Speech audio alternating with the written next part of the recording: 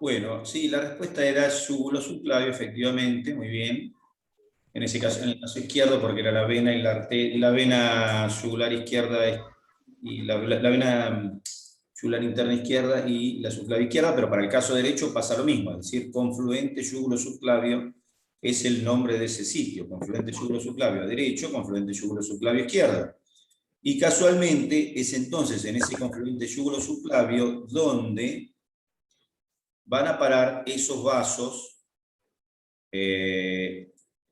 linfáticos que acabamos de mencionar, o que acabamos de mostrar. Es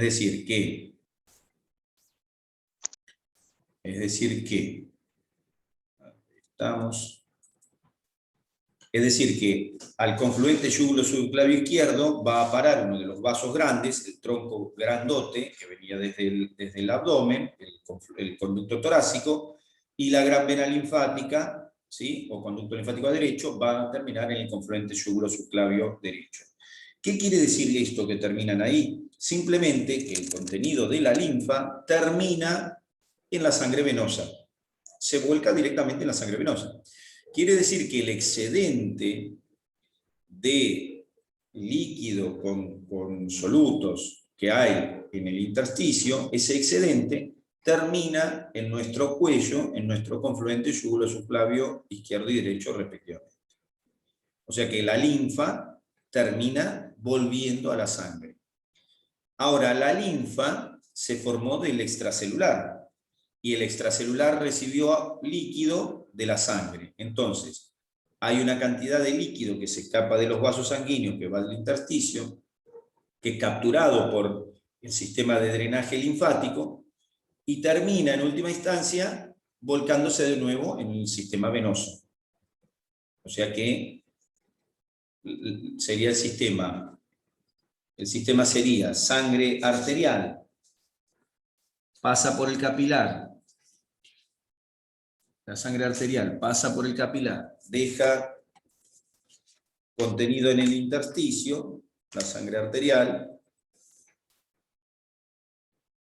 pasa por el capilar,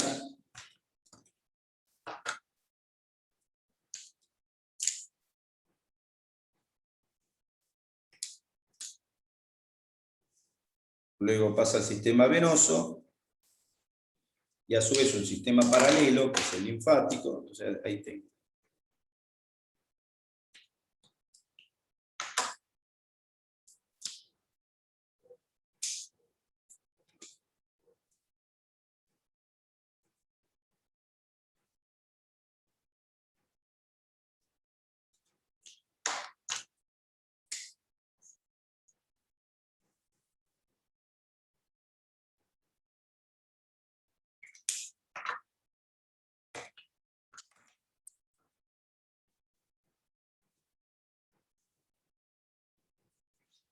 A ver, si se entiende este dibujo, a ver qué representa acá, a ver. Sí, ajá. Yo les doy una ayuda, miren. Les doy una ayuda.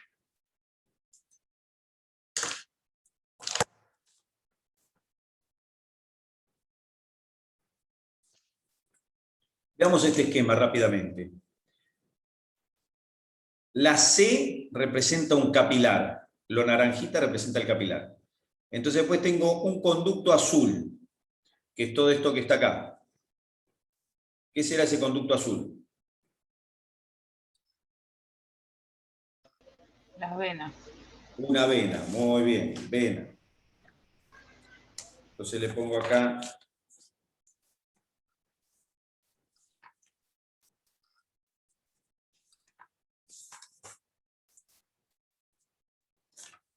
vena. ¿Qué será el conducto rojo? No, del otro lado. Arteria. La arteria, una arteria. Perfecto. Ahí estamos todos de acuerdo.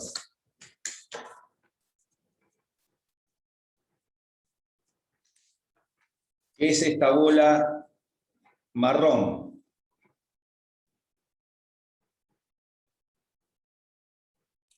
Un ganglio. El corazón. El corazón.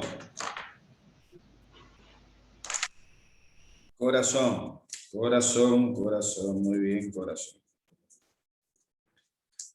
Corazón, pulmones, todo el sistema, no importa, corazón, la bomba. ¿Qué será lo rosado?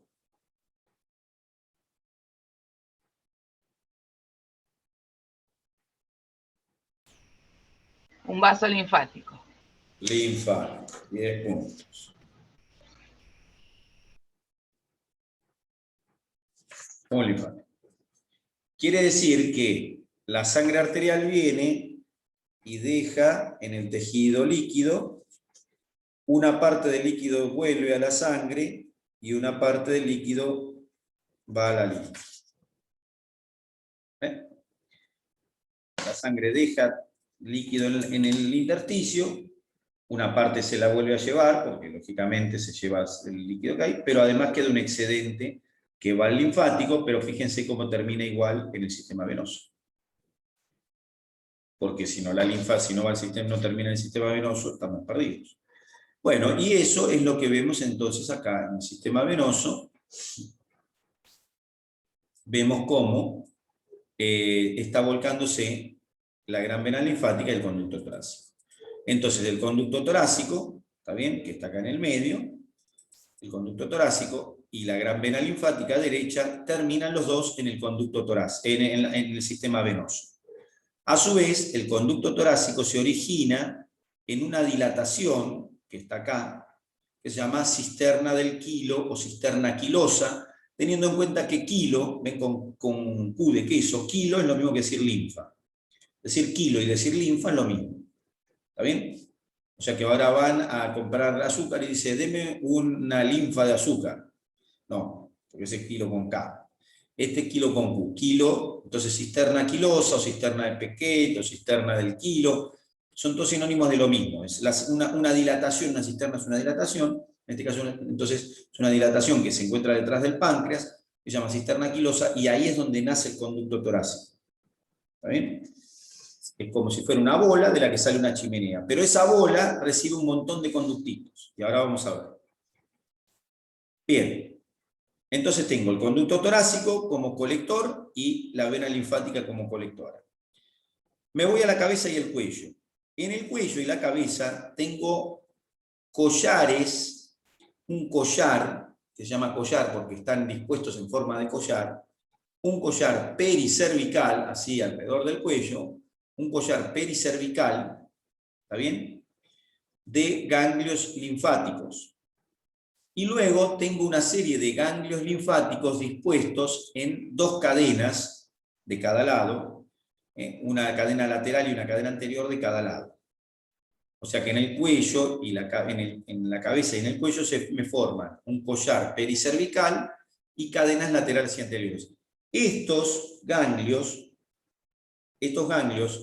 que están unidos a vasos linfáticos, que podría ser, por ejemplo, acá, ¿no es cierto?, esto de acá, estos son los que se hinchan cuando tenemos procesos infecciosos en la dentadura, o en las amígdalas, o en el piso de la boca, o en la cara, ¿no es cierto? Cualquier proceso inflamatorio o infeccioso hace que estos ganglios aumenten de tamaño y los podamos tocar. Cadena pericervical, cadenas laterales y anteriores. Estas cadenas terminan en estos troncos que se ven acá. ¿Ven un tronco de gangliecitos apilados de cada lado? Esos son los troncos yugulares. Los troncos yugulares reciben la linfa que pasó por los ganglios de los collares pericervicales y las cadenas laterales y anteriores. Es decir, que la linfa pasa por las cadenas cervicales laterales anteriores o pasa por los collares cervicales y después drena hacia las cadenas de ganglios y vasos linfáticos que se llaman yugulares, troncos yugulares. Entonces, la linfa va recorriendo estaciones. ¿Está bien? ¿Se entiende el sistema cómo es? Luego, los troncos yugulares vienen a abocarse en la derecha y en la izquierda. Los de la derecha o se vuelcan al conducto linfático derecho, la de la izquierda al conducto torácico, y la linfa termina en los confluentes yugulosubclavios venosos. O sea que toda la linfa viene a drenarse a la gran vena linfática derecha, en el caso de la derecha, y en el conducto torácico a la izquierda. ¿Está bien? O sea que, en definitiva, toda la linfa de la cabeza y el cuello se drena de esta manera. ¿Está bien? Terminando de esta manera. Luego vamos al tronco. Encontramos en las axilas, en la región axilar, que es esta región que está aquí, la región axilar, encontramos ganglios provenientes de la mama, ganglios mamarios, que acá no están marcados, porque la mama a su vez tiene sus propios ganglios, que se dividen en cuadrantes, los ganglios del pezón, pero yo los junto todos y digo los ganglios de la mama. Los ganglios braquiales, es decir, los ganglios que recogen la linfa del brazo, y los ganglios escapulares, que recogen linfa de la espalda, forman un tronco que se llama tronco subclavio, y ese tronco subclavio termina en el conducto linfático derecho, en el caso derecho, y en el conducto torácico, perdón, en el caso izquierdo. O sea que tengo ganglios mamarios, ganglios braquiales, ganglios escapulares, se reúnen en los troncos subclavios, y estos drenan a la vena linfática en el caso derecho y al conducto torácico en el caso izquierdo, y termina también la linfa volcándose en el confluente yugulo-subclavio correspondiente. ¿Está bien? Luego tengo el tórax. En el tórax tengo los ganglios del mediastino y los ganglios de los bronquios y los pulmones.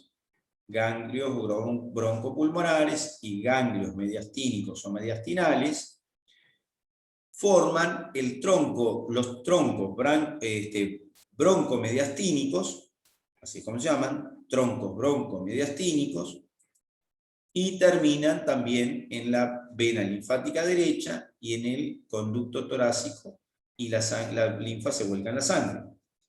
¿Se entiende cómo es la cosa? Por supuesto que esto es una super simplificación, porque si uno dice, bueno, los pulmones, los ganglios broncopulmonares, sí, no, pará. Los broncopulmonares tenés iliares, carinales, segmentarios, lobares, no importa, yo los junté todos. Entonces, la linfa de los pulmones y de los bronquios, y la linfa del mediastino, también hay mediastínicos anteriores, medios posteriores, no sé, hay distintos, porque usted, si alguno lee sobre ganglios, se va a dar cuenta que cada uno de estos grupos tiene un montón de subgrupos. Bueno, en última instancia, los ganglios de los bronquios y los pulmones y los ganglios del mediastino terminan también en troncos broncomediastínicos que terminan en la gran vena linfática, en el conducto torácico, del lado derecho e izquierdo, y drenan entonces el tórax. Tanto es así que el tórax derecho, el hemitórax derecho, o sea, la mitad derecha del tórax, el hemitórax derecho, en una parte significativa es drenado hacia la izquierda también, no hacia el izquierdo. O sea, el conducto torácico recibe del tórax más linfa que la que recibe el conducto linfático derecho. Pero no nos importa tampoco eso. Bueno, cuestión que entonces tengo drenaje de cabeza a cuello, drenaje de axila, drenaje de tórax, todo va a gran vena linfática, o vena linfática derecha, o conducto linfático derecho, como lo queramos llamar, y al conducto torácico. Y de ahí la linfa va a la sangre venosa. Luego tenemos el abdomen, y en el abdomen tenemos los ganglios que drenan las vísceras, o ganglios viscerales, y los ganglios que drenan, o que reciben el drenaje, de la región posterior del abdomen, y que drenan lo que se llama el retroperitoneo y las paredes del abdomen. Entonces tengo los ganglios lumboaórticos, paredes y retroperitoneo, y los ganglios viscerales que vienen de las vísceras, ¿está bien? Que tienen linfa, y que la linfa va a parar a estos lugares. Entonces, tanto los ganglios viscerales como los lumboaórticos van a parar a la cisterna anquilosa. O sea, los ganglios lumboaórticos van a parar a la cisterna anquilosa, y los viscerales también. Pero los lumboaórticos que estarían en esta región, ven acá, estos lumboaórticos, los de esta región, no solamente drenan la pared del abdomen y el retroperitoneo, sino que los ganglios lumboaórticos reciben la linfa de los ganglios que drenan la pelvis, ganglios sacros y ganglios ilíacos. O sea que los ganglios sacros y ganglios ilíacos drenan la pelvis, ¿está bien? El periné, drenan la zona más baja entonces del tronco, y su linfa se la pasan a los ganglios lumboaórticos. O sea que los ganglios que están acá le pasan la linfa a los ganglios que están acá, y los que están acá se lo pasan a la cisterna anquilosa, y la cisterna anquilosa al conducto torácico, y el conducto torácico a la vena linfática, al sistema venoso. Pero a su vez, los ganglios sacros e ilíacos drenan a los ganglios de los miembros inferiores, o ganglios de la ingle. ¿Está bien? Entonces, los ganglios del miembro inferior, la región anal, los genitales externos, periné, los ganglios entonces que drenan toda la parte más baja, terminan en los ganglios sacroilíacos. Los ganglios sacroilíacos, o no es que terminan, mandan su linfa hacia los ganglios sacroilíacos mandan su linfa hacia los lumboaórticos mandan su linfa a la cisterna anquilosa. Esta forma el conducto torácico y la linfa termina en el confluente yugulo-subclavio izquierdo. Por lo tanto, si ustedes miran acá, fíjense lo siguiente, yo puedo hacer una línea imaginaria, no la voy a hacer imaginaria, la voy a dibujar. Dibujo una línea, miren, hago esta línea acá,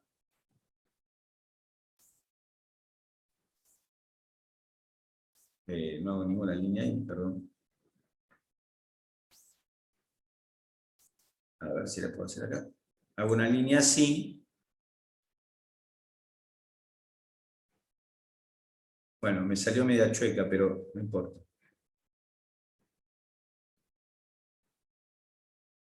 ¿Ven? ¿Y qué dividí ahí? ¿Qué hice ahí en esa división?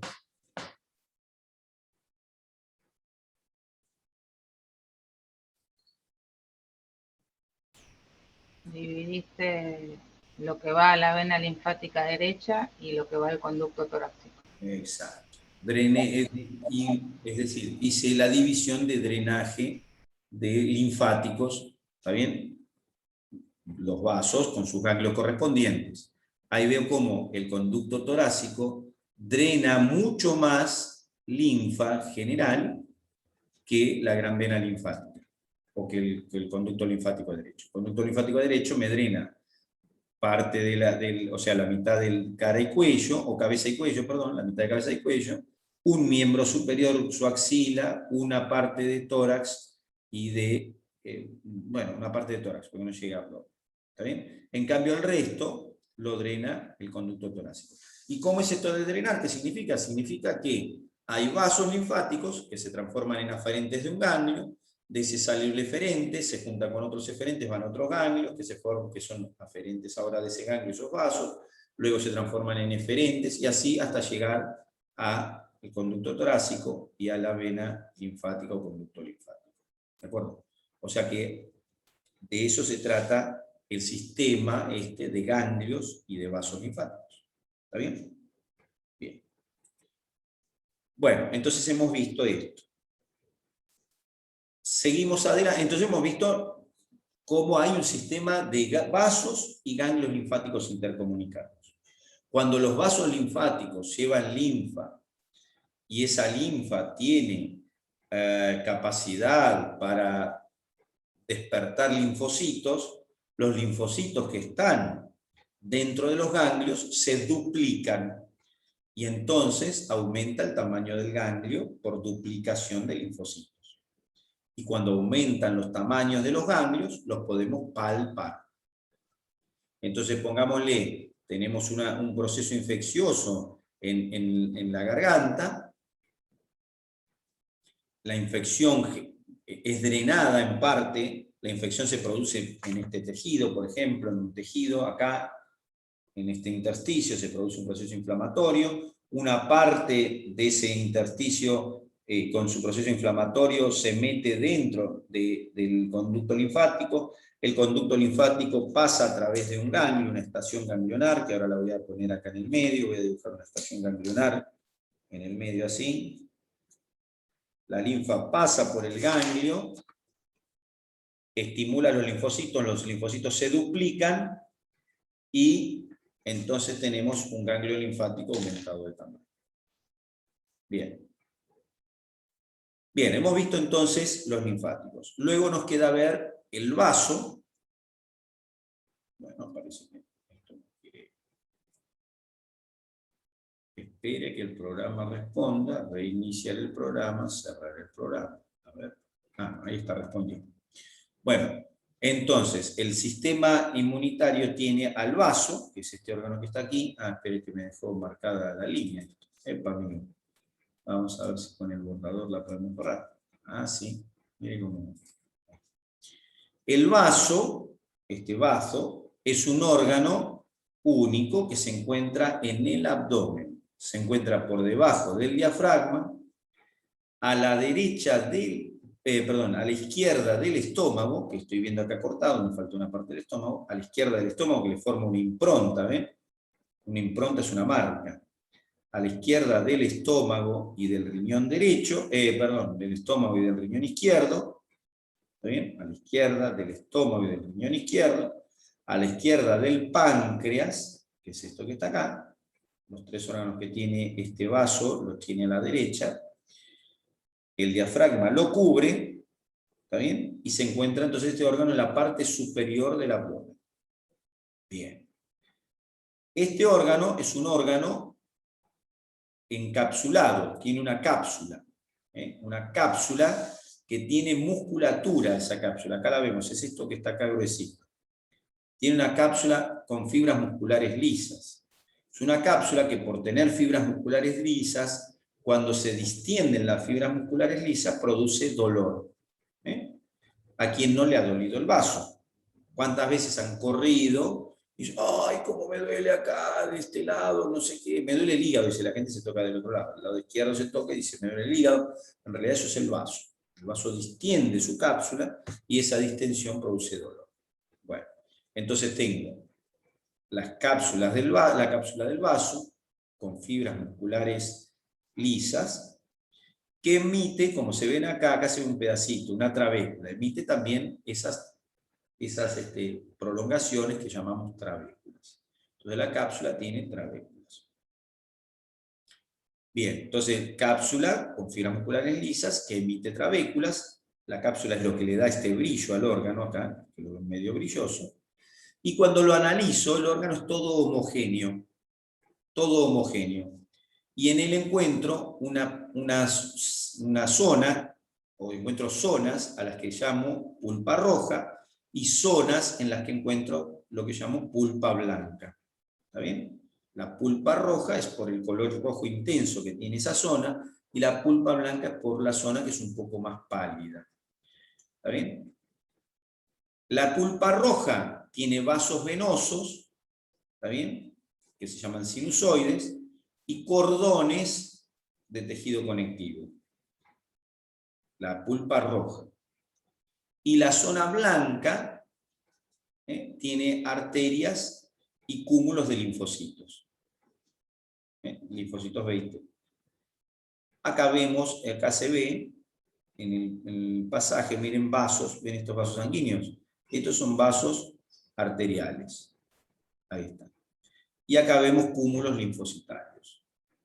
El órgano es bastante homogéneo. ¿Está bien? Acá no se distingue pulpa roja de blanca, no puedo yo distinguirlo así a simple vista, especialmente en este corte así. ¿Está bien? Porque hay zonas de pulpa roja mezcladas con la de pulpa blanca.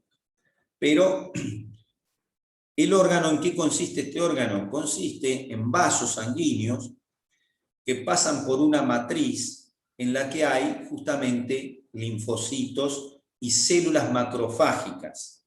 Cuando esos vasos sanguíneos se van dividiendo, se forman estructuras sinusoidales, que son vasos sanguíneos, pero que no son completos. Son vasos sanguíneos que tienen como agujeritos, como dibujamos en el linfático. Son vasos sanguíneos con agujeritos. entonces se expone la sangre a las células macrofágicas y a los linfocitos. ¿Para qué se hace eso? Para que esas células reconozcan a las células viejas que vienen por la sangre. ¿Y qué hacen esas células macrofágicas con las células viejas? Las rompen. ¿Está bien? Es decir, es allí donde se produce el fenómeno de lisis de las células del sistema vascular. ¿Está bien? Los glóbulos rojos viven unos 120 días, o sea, unos 4 meses. ¿Está bien? Quien destruye los glóbulos rojos son los macrófagos, las células macrofágicas del vaso. ¿Está bien? Principalmente son estas células las que destruyen a las células glóbulos rojos. Las reconocen como células viejas y las destruyen. ¿Es el único lugar donde se produce destrucción de glóbulos rojos? No, el hígado también puede hacer ese mismo trabajo. Si tenemos el vaso, lo hace el vaso. Si por algún motivo no tenemos el vaso, entonces lo hace el hígado. Y el vaso, como tiene células linfocitarias, también es un sitio de exposición de la sangre a estas células linfocitarias para que los linfocitos reconozcan cosas que puedan ser ajenas a nuestro cuerpo. Es decir, cumplan con la función inmunitaria. Por ejemplo, si hay bacterias en la sangre, que siempre alguna se puede colar, los linfocitos del vaso las capturan y las destruyen. ¿Está bien? Por eso decimos que es un órgano que interviene en la inmunidad. Cuando una persona no tiene el vaso, porque se lastimó y hubo que sacárselo, por cualquier motivo no tiene el vaso, entonces decimos esa persona tiene un compromiso de su inmunidad. Ojo, tiene mayor propensión a tener procesos infecciosos. Cuidemos a ese individuo de los procesos infecciosos porque no tiene el vaso, que es el depurador, por llamarle, de la sangre de cosas ajenas al cuerpo. ¿Por qué es el depurador? Porque los linfocitos que están en el vaso en contacto con los sinusoides procesan la sangre que va pasando a través de esos sinusoides, y entonces se produce un cuidado de nuestra inmunidad. ¿De acuerdo? Entonces tenemos el sistema inmunitario como cuidador, como nuestro cuidador. ¿De acuerdo? Y dentro de ese cuidado están los linfocitos B que están cuidando nuestro cuerpo y dentro del cuidado que tienen, verifican que la sangre no tenga células extrañas. Por ejemplo, células bacterianas u otras células. Por ejemplo, células que tengan que no cumplan con la función adecuada y que se dividan como si fueran células, por ejemplo, tumorales, células cancerígenas, y entonces también las destruyen ahí en el vaso. ¿De acuerdo? O sea que el vaso es un órgano protector. Y por otro lado, dentro de esa destrucción, cuando los glóbulos rojos no tienen su cubierta normal, es decir, cuando la cubierta del glóbulo rojo está envejecida, también los glóbulos rojos son destruidos por células en el vaso. O sea que el vaso es un procesador de la sangre y tiene como función reconocer células que no están en condiciones o células ajenas, y tiene la capacidad de reconocer moléculas que pudieran ser ajenas, porque los linfocitos también pueden hacer así. ¿De acuerdo? Para eso la sangre se expone a estas células, y para eso está este sistema de senos venosos, que son vasos que provienen de vasos arteriales que entran al órgano. Muy bien. Luego tenemos en el sistema inmunitario, tenemos una serie de estructuras linfáticas dentro de otros órganos. Estructuras linfáticas dentro de otros órganos. ¿Está bien? ¿Qué quiere decir? Son estructuras que forman como folículos, se forman cúmulos linfocitarios, con linfocitos y algunos macrófagos, algunas células epiteliales, que tienen función justamente de reconocer cosas ajenas para aislarlas, para destruirlas, para alejarlas de nosotros. Bueno, esos cúmulos, entonces están en distintos órganos. Acá vemos en el intestino estos botones que representan las placas de Peyer, que son cúmulos linfocitarios dentro de la pared del intestino. Nosotros conocemos unos cúmulos, todo el mundo los conoce, unos cúmulos, que ahora después los vamos a, hoy no, pero la semana que viene los vamos a mencionar, que los conoce todo el mundo. ¿Por qué los conoce todo el mundo? Porque los vio todo el mundo seguramente, unos cúmulos linfocitarios en el tubo digestivo. ¿Cómo se llaman esos cúmulos linfocitarios que están, cúmulo de tejido linfático, que está en el tubo digestivo y que todo el mundo conoce y que ha visto? Divertículos. Muy bien, amígdalas. Las amígdalas. Abrimos la boca, miramos las amígdalas. Como dijiste en el intestino, yo digo, bueno. Bueno, pensé que... este es tubo digestivo alto, en la boca. En la boca tenemos las amígdalas, todo el mundo conoce las amígdalas.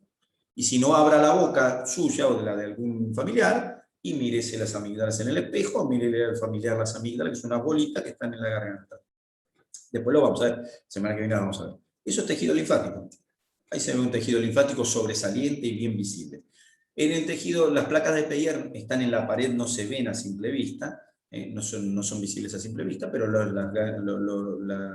las amígdalas se ven perfectamente. Bueno, entonces tenemos las amígdalas, las placas de Peyer, que están a lo largo del tubo digestivo, son tejido entonces linfático, que está para tomar contacto con cosas que están en el exterior, ya sea dentro del intestino o en la boca, que corresponden al exterior del cuerpo, y entonces puede uno defenderse de esas estructuras. Hay cúmulos de tejido linfático en la faringe, hay cúmulos de tejido linfático a lo largo de todo el resto del tubo digestivo, hay cúmulos de tejido linfático en los bronquios, hay pequeños cúmulos de tejido linfático en la uretra, es decir, los sitios donde las mucosas se exponen a cosas externas, entonces a esos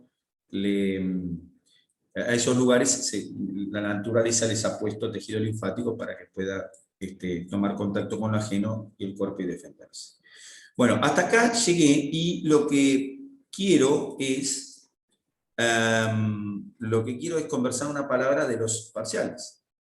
¿Está bien? Una palabra de los parciales. Yo, bueno, sí, ahí lo dejo. Dejo el Zoom grabando igual lo mismo, porque claro, sí, corto, iba a decir corto la grabación, pero no tiene sentido.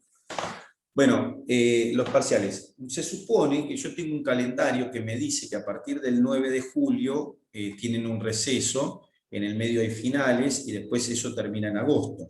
O sea que del 9 de julio hasta la primera semana de agosto incluida, no tendríamos clase como clase. Yo querría tomar, se supone que yo tendría que tomar los parciales en algún momento de esto, o dentro de ese receso en algún momento, o la semana previa. ¿Se entiende lo que digo? Mi sugerencia es tomar los parciales previo, es decir, la primera semana de julio. El 9 de julio sé que es feriado, pero yo les puedo proponer, porque ustedes sé que tienen ahora los parciales de todo. O sea, mis fechas en realidad serían, yo les tendría que tomar ahora en junio, fin de junio, como toma todo el mundo, pero podremos hacer, por ejemplo, el 9 de julio que es feriado, tomarlo para tomar el examen de fisiología. ¿Está bien? O el 8 de julio anatomía, por ejemplo. El 8 de julio anatomía. Podríamos hacer el 8 de julio anatomía y la semana siguiente se supone que es receso, pero nosotros, a mí no me interesa. Para tomar el examen podemos tomarlo el 16 de julio, por ejemplo, de fisiología. Así los separamos a los dos. ¿Se entiende? Tomar el 8 de julio anatomía y el 16 de julio fisiología. Y los recuperatorios los hablaría específicamente con los que van a rendir recuperatorio, pero los tomaría la semana de la primera semana de agosto, aunque fuera receso. La primera semana de agosto tomaría los recuperatorios, pero eso lo hablaría con el que fuera recuperatorio, porque nada, después lo conversamos con los que sea recuperación, porque acá ahora se supone que van a rendir como 40 personas y esperemos que al recuperatorio vaya no sé, un 20% nada más. O sea que por ahí tengo que hablar con 10. Entonces, esto que hablo ahora lo hablo con todos, y lo del recuperatorio lo hablo con los 10 que rindan recuperatorio. Armo un Zoom para los que van a rendir recuperatorio, y hablamos con los que van a rendir recuperatorio, que va a ser más fácil combinar la fecha de recuperación con 10 personas que combinar la recuperación con alguien que todavía no sabe si va a rendir recuperatorio, y que nada. Inicialmente, como fecha tentativa de recuperatorio, podemos poner la primera semana de agosto, pero podemos hablarlo para pasar ese recuperatorio a cualquier otro momento, porque con este sistema no hace falta que tome el recuperatorio en el horario, podemos tomarlo un día a las 7 de la tarde. ¿Se entiende lo que digo? O sea que el que tenga recuperatorio, podemos después lo hablamos, decimos, no, bueno, no, pero yo la verdad que me iba a ir de vacaciones a Cancún, no creo porque estamos medio encerrados, pero vamos a ponerle, no, papá, pues siempre aparece. Bueno, entonces hagamos una cosa, el recuperatorio lo tomamos la primera semana de clase, pero lo tomamos a la tarde. Vamos a ponerle, no, pero yo trabajo, bueno, la tomamos a la noche, a las 2:30 de la mañana de un día jueves, por ejemplo. No sé por decir, pero eso lo hablo con la gente que tenga recuperación. ¿Está bien? Por ahora, examen es lo que sugiero entonces como fecha de examen. Si alguno tiene alguna objeción, me la dice, o la dice en el conjunto de la gente, y conversaremos sobre ese tema particular. Pero inicialmente, sugerencia personal, el día 8 de julio tomamos el parcial de anatomía, y el 16 de julio de fisiología. En el horario que corresponde, digamos, como cursada. Ya sé, me van a decir, no, pero eso es vacaciones el día 16. Bueno, lo doy para que, como tenemos esta opción, para que tengan una semana para estudiar específicamente fisiología. No tienen otra cosa que hacer más que estudiar fisiología respecto de esto, por supuesto, de su vida, no sé. ¿De acuerdo? O sea que bueno, si no hay ninguna objeción por ahora, ya estoy anotando acá que el día 8 de julio,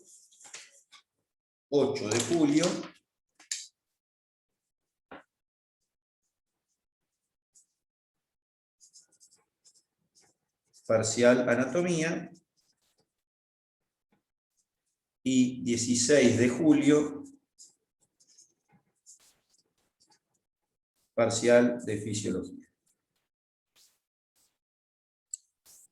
Profe, ¿hasta qué temas entran? Hasta lo que veamos. Perfecto. ¿De acuerdo? Hasta el tema que veamos. Sí. 8 de julio, 16 ¿Cuál de julio. sería la modalidad? Bueno, creo que voy a hacer una especie de choice. La modalidad va a ser escrita de alguna manera. No, es decir, oral no lo puedo hacer porque son mucha gente. Por ahí la recuperación puede ser oral, pero el parcial no lo puedo hacer oral de ninguna manera. Porque Pero tenemos que estar conectados en ese momento viéndonos o vamos a tener que estar conectados. Sí. o por el campus. No, porque otros profesores, la mayoría están en el campus. Es que, bueno, lo averiguo a ver si por el campus es lo mismo. En última instancia, nada, van a tener que estar conectados, aunque no sea así, van a tener que estar conectados en el campus y poner una en algún lado. Exacto. No sé, va a ser así, no va a ser mucha diferencia.